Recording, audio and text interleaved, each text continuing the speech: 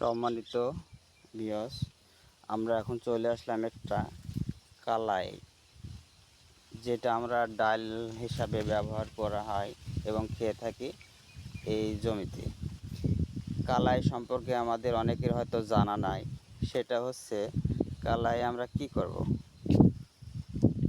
আমরা কালাই মূলত এমন একটা ফসল, বৃষ্টির পানিতে আমাদের কালাই অনেক উঁচা হয়ে যায়। এই ক্ষেত্রে কালাইকে আমাদের দাবি রাখার জন্য এবং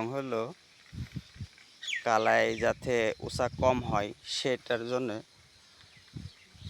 বাজারে রূপালি বাম্পার নামে একটা ওষুধ পাওয়া যায়। সেটা হচ্ছে আমাদের জমিতে ব্যবহার করতে হবে। 16 লিটার বা 18 লিটার পানিতে আমাদের ব্যবহার করতে হবে 25 মিলি। আর কালাই যখন আমাদের ফুল আসবে, তখন ফুলগুলা পোকাতে আক্রমণ করে।